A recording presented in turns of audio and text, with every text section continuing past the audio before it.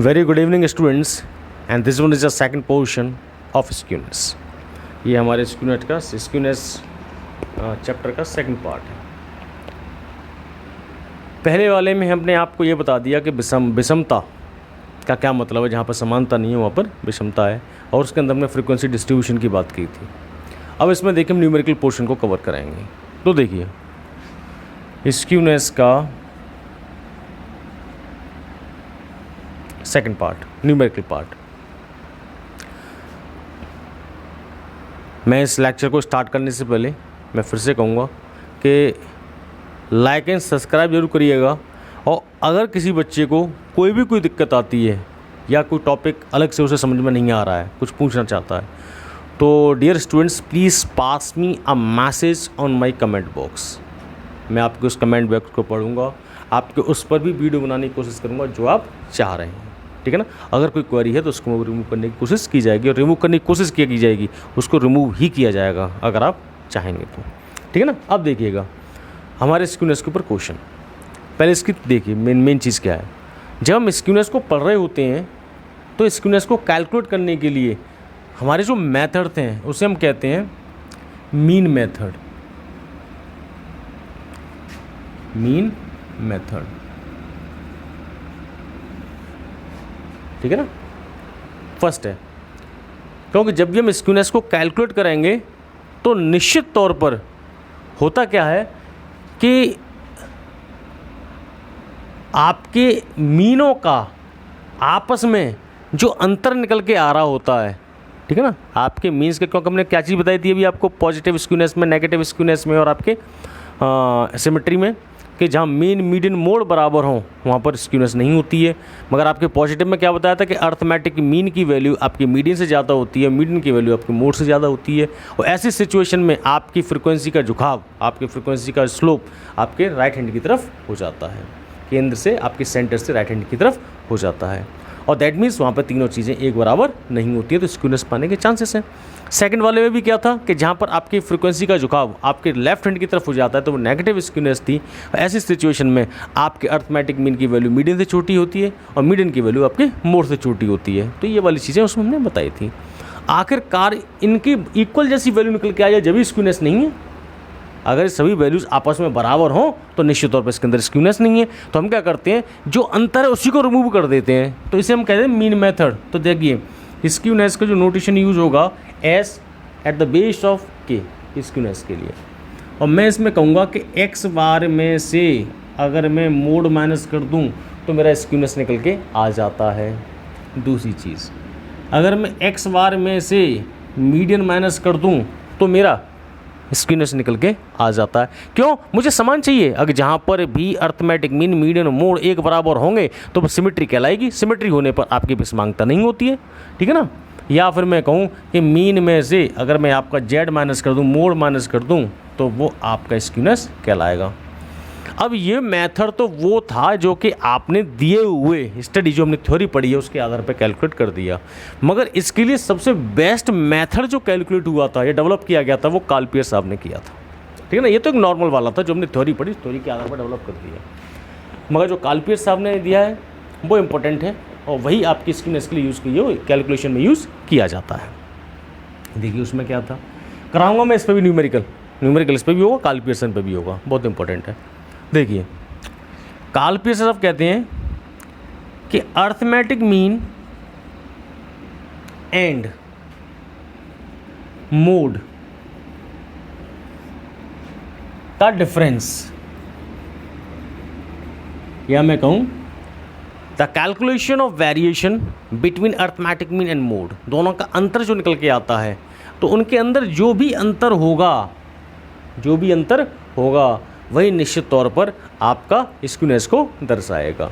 तो इसको हम इस तरीके से कैलकुलेट कर लेते हैं कि skewness equal to x bar minus z. ये आपका फॉर्मूला स्क्यूनेस का बन जाता है। मगर हमेशा ऐसा संभव नहीं होता that you will find it out the mode very easily by the observation method. कि आपको सीरीज में स्पष्ट तौर पे दिखाई दे जाए कि सब मोड़े पड़ा हुआ है कि हाईएस्ट फ्रिक्वेंसी के साथ में इसकी फ्रीजिंग पॉइंट ये थी, हमेशा ऐसा नहीं होता. So it will create a lot of problem in front of you when it is not possible to calculate a mode by the observation method. Then what happens? Then the alternative method has been developed by the Karl Pearson that is based on the arithmetic mean and the median. What? They have indicated some few more assumptions. कि आप अपने skewness को mean के आधार पर, mean और median के आधार पर भी कैलकुलेट कर सकते हैं, मगर उन्होंने कहा it will be the 3rd times of difference between the arithmetic mean and the median. तो उन्होंने कहा स्क्यूनेस तो आप कैलकुलेट कर लेंगे मगर वो 3rd टाइम्स होगी आपके अर्थमेटिक मीन में से मीडियन के डिफरेंस की. ये वाली चीज़ आपके कार्ल पियर्स साहब ने कह दी. प्लस जब हम आपकी स्क्यूनेस के अंतर को, एक माप का एक अंतर को स्टडी करने की कोशिश करते हैं कि आखिरकार कौन सी सीरीज़ में स्क्यूनेस ज़्यादा है, कौन सी सीरीज़ में कम है, तो हम एब्सोल्यूट वैल्यू ऑफ स्क्यूनेस को ना लेकर हम आपके कहते हैं कॉफिशिएंट ऑफ स्क्यूनेस को कैलकुलेट करते हैं. तो बच्चों कॉफिशिएंट ऑफ स्क्यूनेस के लिए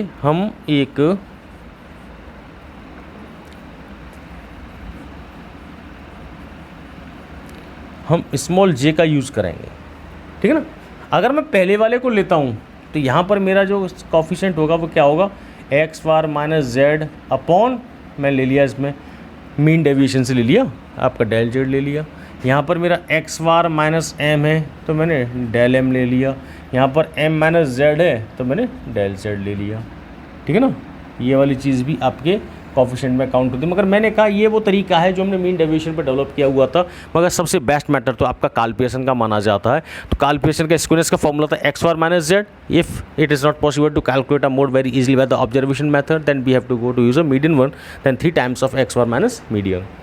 नाउ कॉफिशिएंट ऑफ स्क्यूनेस को हम किससे शो कर रहे हैं, जेड से. तो बेटा इसके अंदर क्या होगा, आपका x bar minus Z upon, इसको हम स्टैंडर्ड डेविएशन से कैलकुलेट करते हैं क्योंकि यहाँ पर लिए गए डिफरेंस को जब हम उसके मीन डेविएशन से डिवाइड देते हैं तो ऐसी में एल्जेब्रिक प्रॉपर्टीज हमेशा दिक्कत क्रिएट करती हैं, क्योंकि हर चीज़ को पॉजिटिव लिया गया था, नेगेटिव वैल्यू को पॉजिटिव बना के मीन डेविएशन में लेते हैं, इसकी वजह से वो वैल्यू ज़्यादा इफेक्टिव नहीं होती. तो कार्ल पियर्स साहब ने इस चीज़ को इंट्रोड्यूस किया कि जब भी हम कॉफिशिएंट को निकालेंगे तो एक स्टैंडर्ड वैल्यू के साथ निकाला जाए जिसमें आपकी ऐसी कोई वैल्यू या कोई भी एल्जेब्रिक प्रॉपर्टी का मिसयूज ना हो जिसमें हम गलत साबित कर सकें. तो उन्होंने कहा x bar minus Z upon sigma, और हम कह सकते हैं कि आपका 3 times x bar minus median upon sigma. ये आपके 2 फॉर्मूले हैं, ठीक है. तो बच्चों एक जल्दी से क्वेश्चन लिख लीजिए, उसके बाद हम आपका एक न्यूमेरिकल करा देते हैं.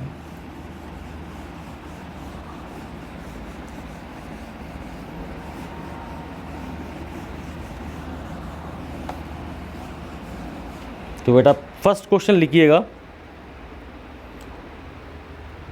The following are the runs, the following are the runs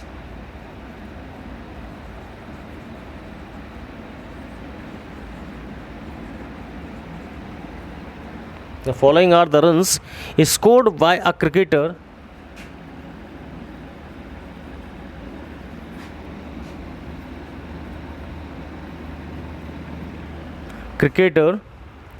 in 10 innings.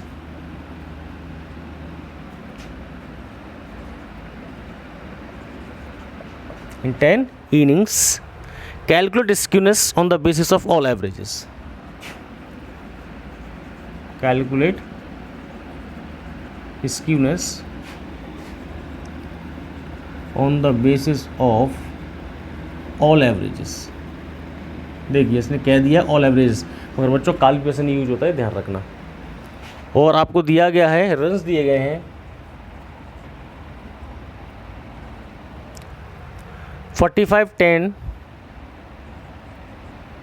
45 0 शायद 45 10 0 8700 80 27 एंड 121, ठीक है ना. ये दिया गया. देखो बेटा सभी एवरेज को यूज़ करना है तो निश्चित तौर पर मेरे लिए आवश्यक हो जाएगा कि मैं इसमें मीडियन भी कैलकुलेट करूँगा. तो मैं पहले से सीरीज़ को सिस्टमैटिक वे से अरेंज कर लेता हूँ, अदरवाइज़ मैं इस सीरीज़ को सिस्टमैटिक वे से अरेंज नहीं करता, ये जान लीजिएगा. तो यहाँ पर मैं इसको लेता हूँ x, तो x लेता हूँ तो मैं इसमें देखिए सबसे कम रन है मेरे 0, उसके बाद है आपके 7, उसके बाद था आपका 0 हो गया, फिर था 7, फिर आपका 10, और 10 के बाद है आपकी वैल्यू 45, 45 के बाद है आपका 80, 80, फिर उसके बाद है आपकी वैल्यू, अरे 20 भी है बीच में बेटा, तो ये था 20 है ना, ये देखिए 7 के बाद था 20, और 20 के बाद था आपका कितना 45, ठीक है ना, 0, 10, फिर आपका 0, 7, फिर आपका 10, फिर आपका 20, और 20 के बाद 45, 45 के बाद आपका 80, 80, फिर आपका 87, 80, 80, 87 एंड 121, ये आपकी वैल्यू दी गई है, ठीक है ना। इसमें 100 भी था क्या, ओहो 87 के बाद यहाँ पर बेटा एक वैल्यू मिसिंग है 10 में 100, तो बेटा 87 के बाद हम यहाँ पे एक वैल्यू ऐड करेंगे 100, फिर हम वैल्यू ऐड करेंगे 121, ठीक है ना। ये आपका डाटा दिया गया है, गिनने 10 का दिया ना, 1 2 3 4 5 6 7 8 9 1 2 3 4 5 6 7 8 9 10, ठीक है ना। ये डाटा आपको दिया गया था। अब बच्चों देखिए मैंने क्या कहा आपसे कि मुझे निकालना पड़ेगा पहले x बार, तो x बार के लिए मैं क्या करूँ, इसका समीशन x ले लेता हूँ, इन सभी को अगर आप जोड़ोगे तो आपका टोटल निकल के आएगा 550, आपका ये वैल्यू निकल के आएगी 550।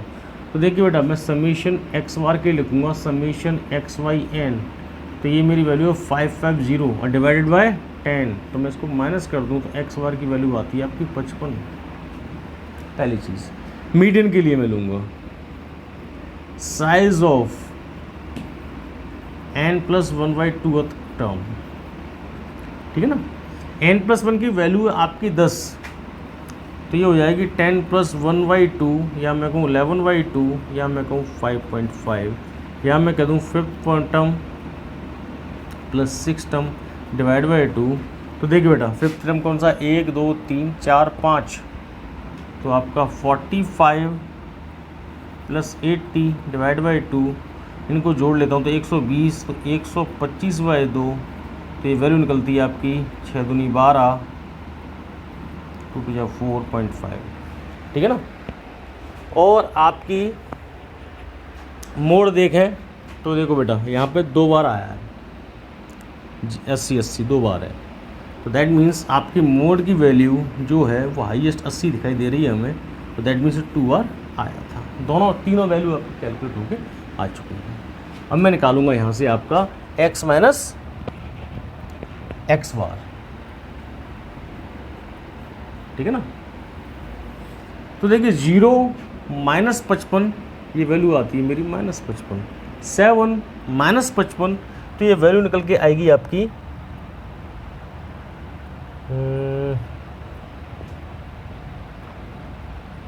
ये तो आपको x, ओ शिट मैं क्या निकालता हूँ, मैं कहाँ पहुँच गया, वही मैं सोच रहा हूँ मैंने कि ये कहाँ से लिया मैंने, ठीक है ना। अब हमें वैल्यू क्या लेनी है, एक्स बार माइनस जेड, ठीक है ना, तो एक्स बार माइनस जेड, मैं पहली वैल्यू कैलकुलेट कर रहा हूँ बच्चे। तो देखिएगा ये सभी चीज़ें मैंने इसकी यहाँ कैलकुलेट कर ली। अब मैं इस एक्स बार माइनस जेड को देखूँ तो ये मैंने यहाँ पे एक कॉलम लिया था, तो मैं यहाँ पे कैलकुलेट करता हूँ कि आपके स्क्यूनेस के लिए क्या था कि एक्स बार माइनस जेड, मैं यहाँ पे कहाँ पे चला गया, स्टैंडर्ड डेविएशन की तरफ, ठीक है ना। देखिएगा एक्स बार की वैल्यू आपने कितनी निकाली है, तो आप कहते हैं आपने 55 निकाली है, मोड की वैल्यू कितनी निकाली है आपने 80 निकाली है। तो देखिए बेटे 80 में से अगर आप 55 माइनस करोगे, 10 में से 5 गए, 5 7 में से दोगे तो -25 आ रहा है, पहली चीज़ ध्यान रखिएगा, नेगेटिव स्क्यूनेस है, दैट मीन्स आपके लेफ्ट की तरफ आपका झुकाव हुआ है फ्रिक्वेंसी का, ठीक है ना, पहली चीज़। अगर मैं स्क्यूनेस मैं कहता हूँ एक्स वार माइनस एम, एक्स वार की वैल्यू आपकी 55 है, माइनस है आपकी मीडियन की वैल्यू निकाली थी आपने 62.5, ये देखिए ये वाली, इसमें से आप माइनस करोगे तो आपकी वैल्यू क्या आएगी 0.5, तो आपका 0.5 आ गया, 12 में से 5 गए तो 7 आ गया, 5 में से 5 गए 0, 7.5 आपकी वैल्यू आ गई नेगेटिव की। अगर मैं कहता हूँ कि नहीं मुझे तो मीन और आपके मीडियन और मोड का डिफरेंस ही है, तो मैं कहता हूँ मीन माइनस मोड, तो यहाँ से अगर मैं वैल्यू निकालूँ तो बच्चों आपका डिफरेंस निकल के आएगा। मीडियन की वैल्यू थी आपकी 62.5 और ये था आपका 80, तो डिफरेंस देखिएगा, इससे हम करेंगे तो आपका 0.5 तो ये आ गया, और यहाँ पर आपकी 9 में से 2 गए तो 7, और ये 7 में से गए तो 17 पॉइंट, ये और आपकी नेगेटिव का ये आ गया, ठीक है ना। अब आपका लास्ट और रह गया है, मैं इसे मिटा दूँ, लास्ट देखेंगे तो लास्ट क्या था हमारा स्क्यूनेस के लिए फॉर्मूला कि 3x वार माइनस एम, तो बेटा 3 तो ये रहा, एक्स वार माइनस एम में निकाला हुआ 7.5 माइनस का 7.5, तो देखिए पॉइंट का तो 5 थी 15, एक हाथ से 7 थी 21, एक 22, ठीक है ना, ये आ गया, ये 4 वैल्यू आपकी स्क्यूनेस की निकल के आ चुकी है, ठीक है बच्चों। आई थिंक मेरे ख्याल से आप सब लोगों को भी क्लियर होगा। मैं आपको एक आगे का क्वेश्चन कराऊंगा तो उससे और ज़्यादा क्लियर हो जाएगा कि आखिरकार आपको कैसे कैलकुलेशन करनी है, ठीक है ना। ये तो आपका सिर्फ मैंने मीन मेथड पर बता दिया, जिसमें मैंने आपके कैलकुलेशन मेथड को भी ऐड किया हुआ है और मैंने आपके मीन मेथड को भी यूज़ किया हुआ है, दोनों मेथड यूज़ करती है, मगर मैंने इसमें कहीं कोएफिशिएंट ऑफ स्क्यूनेस को कैलकुलेट नहीं किया, एंड इवन मैंने ये भी आपके डायरेक्ट तरीके से कैलकुलेट कर दिया है, ठीक है बच्चों। तो अभी इसी में ले लें वीडियो के, चलो बच्चों एक सी में ले लेते हैं, ठीक है ना। मैं इसको मिटाता हूँ, मैं एक नया क्वेश्चन बोल रहा हूँ, उसे देखिएगा, ठीक है ना। अब नेक्स्ट वीडियो के लिए तो फिर नेक्स्ट ही है,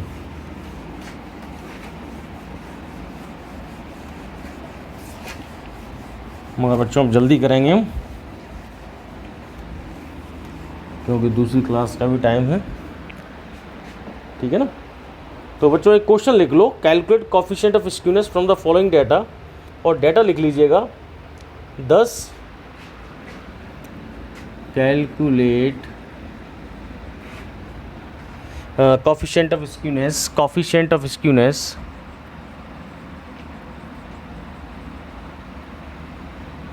फ्रॉम द फॉलोइंग डाटा।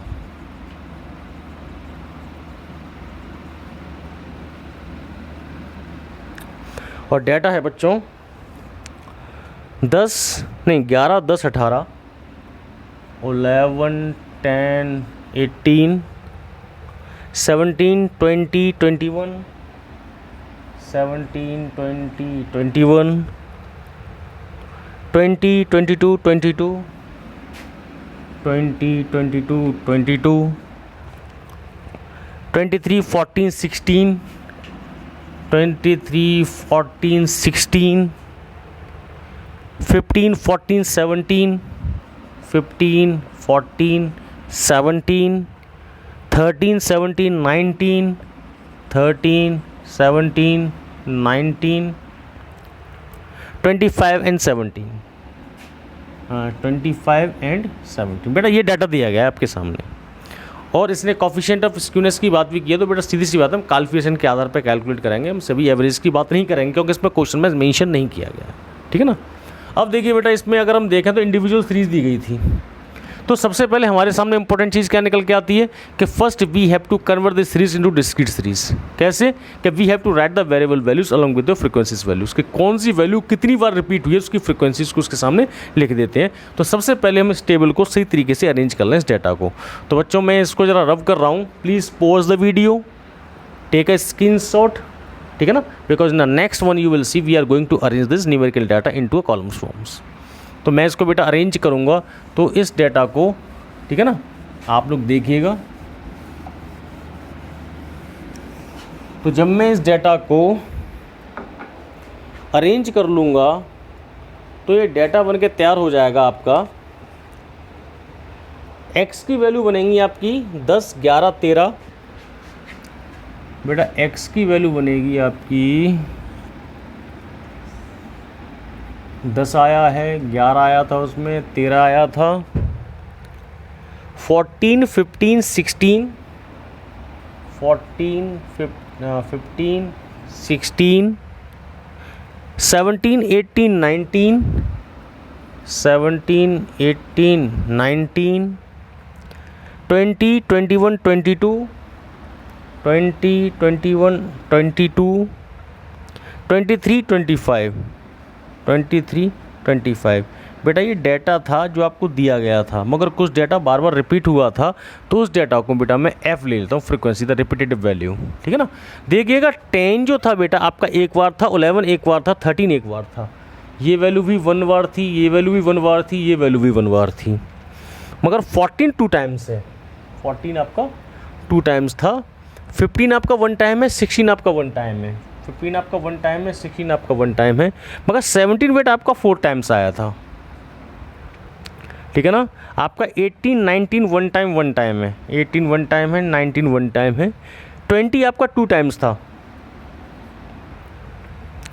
आपका 21 1 है और 22 2 टाइम्स है, 21 1 है, 22 2 टाइम्स है आपका, और आपका 23 और बेटा 25 दोनों ही आपके एक एक बार आए हुए हैं। ठीक है ना। ये हमारा डाटा बनकर तैयार हो गया। अब बेटा तुरंत ही अपने माइंड के अंदर उस फॉर्म को डिवाइड कर लीजिए कि आपके काल्पिएशन कोएफिशिएंट ऑफ स्क्यूनेस में आपका फॉर्मूला क्या था। तो आप तुरंत कहते हैं कि सर फॉर्मूला तो हमारे सामने एक्स बार माइनस जेड था, ये स्क्यूनेस के लिए था, और जब हमने कोएफिशिएंट की बात की तो x bar minus Z upon sigma था। ठीक है ना। सिग्मा था तो सिग्मा कैसे कैलकुलेट होता है, तो आप कहते हैं कि summation x minus X bar का स्क्वायर अपॉन एन था। ठीक है ना। यहाँ पर फ्रीक्वेंसी भी दी गई है, तो आप कहते हैं यहाँ पर समेशन एफ था, यही है। अब तीनों फॉर्मूलेस को ध्यान में रखते हुए हम यहाँ पर आपकी कैलकुलेशन करेंगे। ठीक है ना। देखिए यहाँ पर आपको स्पष्ट तौर पर भी दिखाई दे जाएगा कि आपका जो मोड है वो हाईएस्ट फ्रिक्वेंसी चाल लेके आया है, तो इन आपके ऑब्जर्वेशन मेथड से, इंस्पेक्शन मेथड से साफ तौर पे दिखाई दे रहा है। ठीक है ना। तो मीडियन वाला हम फॉर्मूला यूज़ नहीं करेंगे, 3x माइनस मीडियन वाला हम यूज़ नहीं कर रहे। ठीक है ना। अब हमने क्या कहा था, that one is intended formula we will go to use on only in that situation when we will see by the observation mode is not confirm. अब देखो बेटा यहाँ से हम करते हैं, पहले मैं अर्थमेटिक मीन को निकालूंगा, तो सबसे पहले बेटे मैं इसको f इंटू एक्स निकाल लूँ। ठीक है ना, क्योंकि मुझे x बार की ज़रूरत है।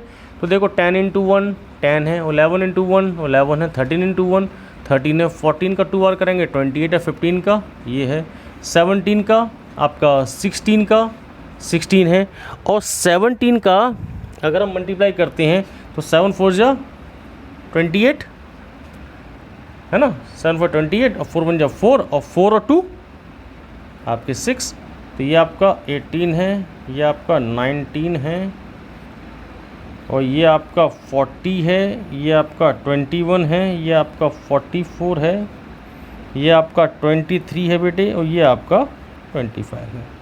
बेटा इन सबको मैं ऐड कर लेता हूँ। ठीक है ना। अब मैं इनको ऐड करूँगा, कैलकुलेटर है बेटे याद देना, और टाइम लगेगा नहीं इसको ऐड करने में।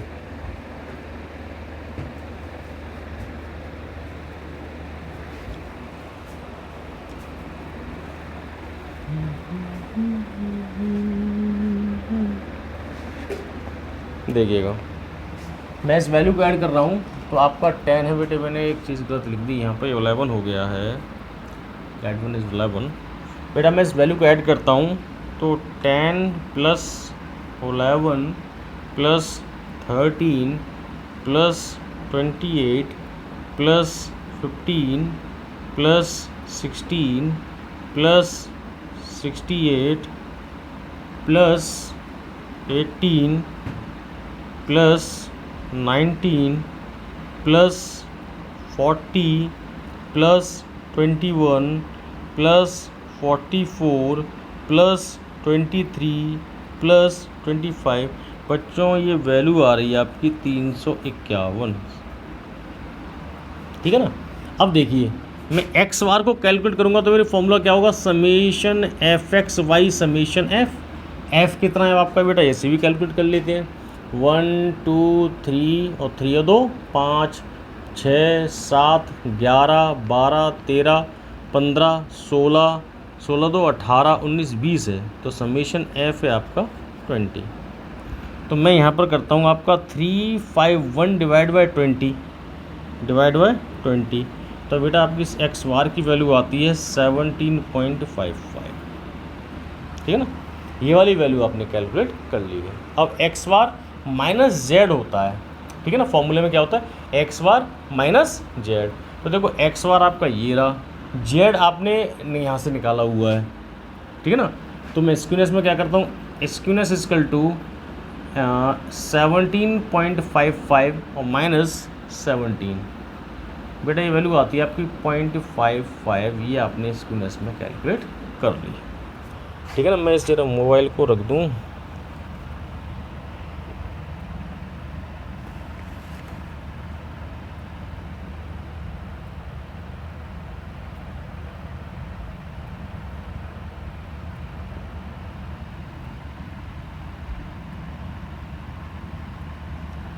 ठीक है। ये आपने स्क्यूनेस को निकाल लिया। अब आपका क्या है, कॉफिशिएंट, मगर कॉफिशिएंट के लिए बेटा देखिए एक्स और माइनस जेड तो आपने निकाल लिया, मैं सिग्मा कैसे निकालेंगे, तो सिग्मा के लिए बेटा एक कॉलम बना लेते हैं, ठीक है ना।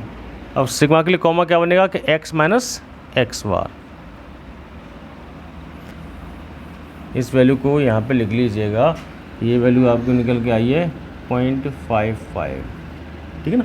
एक्स माइनस एक्स बार निकालोगे तो क्या होगा, 10 माइनस 17.55, ठीक है ना। अब इसको फिर से देखिएगा बेटे, हम जरा कैलकुलेट कर लें।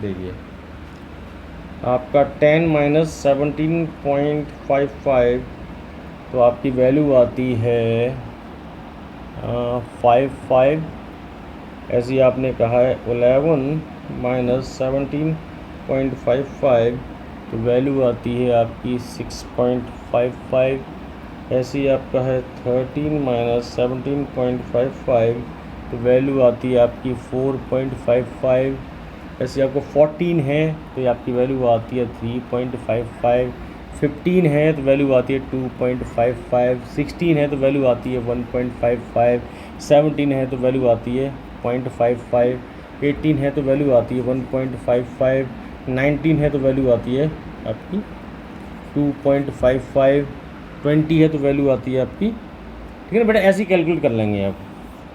उसके बाद आप निकाल लेंगे एक्स माइनस एक्स बार का स्क्वायर, ठीक है ना। इसमें आप मल्टीप्लिकेशन कर देंगे, तो F into X minus X bar के स्क्वायर में, ठीक है ना। ये जो वैल्यू आएगी ये आपका हो जाएगा समेशन एफ डी स्क्वायर। तो यहाँ से आप क्या निकालोगे, सिग्मा। सिग्मा कैसे निकलेगा, summation F D square upon summation F, ठीक है ना। तो जो भी आपकी एफ डी स्क्वायर की वैल्यू आएगी उसमें समेशन एफ का मल्टीप्लिकेशन कर देना तो आपका सिग्मा आ जाएगा, उसे फॉर्मूले में आप लगा देना, उससे आपको कॉफिशिएंट निकल के आ जाएगा, ठीक है बच्चों। तो देखिए मैं आपको डायरेक्ट बता देता हूँ कि आपकी सिग्मा की जो वैल्यू निकल के आ रही है वो वैल्यू है आपकी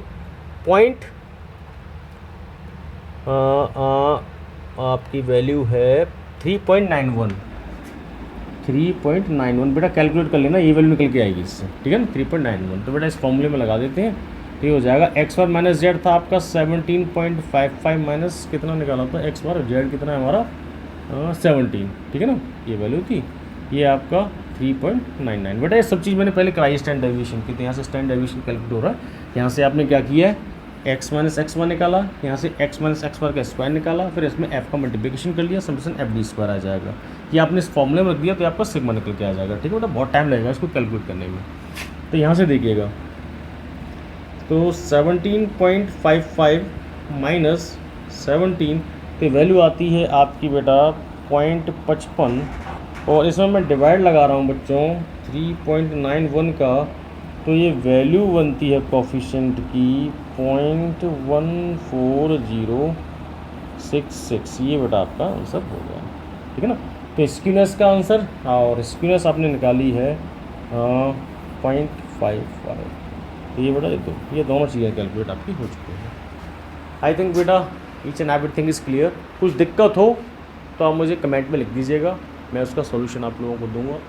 और बेटा इस चीज़ों को, ये वाली जो है ये अर्थमेटिक मीन है जो हमने कैलकुलेट कर लिया है। आप ये देख रहे हैं कि जैसे आपका 1 है तो आपकी लगातार वैल्यू बढ़ रही है, तो 2.55, 3.55, 4.55, 6.55, 7.55 ऐसे आपकी इतनी है, क्योंकि x माइनस एक्स बार का सम हमेशा जीरो होता है, तो ये जीरो निकल के आ जाएगा।